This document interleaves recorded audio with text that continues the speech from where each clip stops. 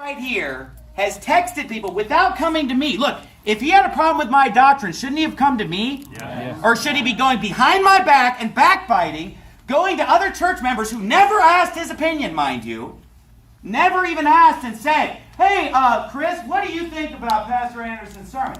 He just texts them because he saw them on YouTube defending me.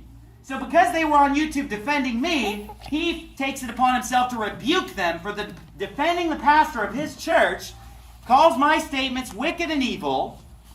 And listen, this, I know your faggoty buddy, Afshin Yaktin, lets everybody get up and say whatever they want.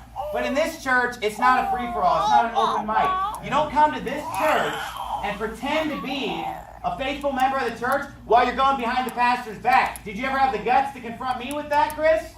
Huh? Did you ever have the guts to confront me with that, Chris? No, you didn't. You didn't have the guts, you coward. You're like Judas. You want to go behind my back. I want you to get up and get out of this church right now. Yeah. Get out of here. Get out. What's that? Here's my biblical grounds. You're a Judas Iscariot. Railer. Yeah. The simulator. Yeah, backbiter. I don't care if you're saved or not. You don't come to this church and backbite the pastor without even having the guts to confront him yourself and go around and say all this stuff, huh? Why do you want to be here, Chris, if I'm tampering with the gospel? There are 40 other independent Baptist churches in this town that are King James only that don't, quote, tamper with the gospel. So why don't you go join one of them, Chris? Why are you even here? I think it's a great church. Oh, really? But the pastor makes wicked and evil statements and tampers with the gospel. That's not a great church, Chris. I agree with like 95% of what you say, but if I disagree with 5%, I don't think that's reason for me to... You're right. Disagreeing with what I preach is not a reason to be kicked out. You're right. Because listen to me. No one in this church agrees with me on everything. And that's okay. Because we're all different. We all read the Bible. We all have the Holy Spirit. No two Christians are going to agree on everything.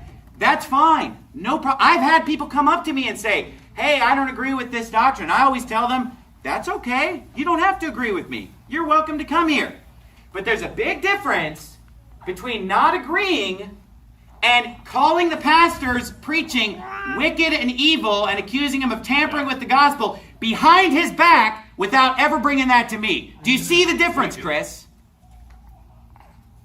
I see the difference for me. Get out of here, idiot. Pick him up and take him out if he won't You leave. need to pray for him. This is not. Take him out. Hey, get out of here. I didn't ask you. You've never even been here, I fool. was Get out. invited here. Get out. Get out. You don't just walk in here and start telling us how to run the church. We got a bunch of filthy faggots out there protesting us right now. We're in a battle right now. Get out of here. You need to ask your advice. Pick him up and get him out of here if he won't leave. Yeah, that's fine. Take your time. Now look, if I will listen to people who actually are members of our church, who actually attend here, not a first-time visitor.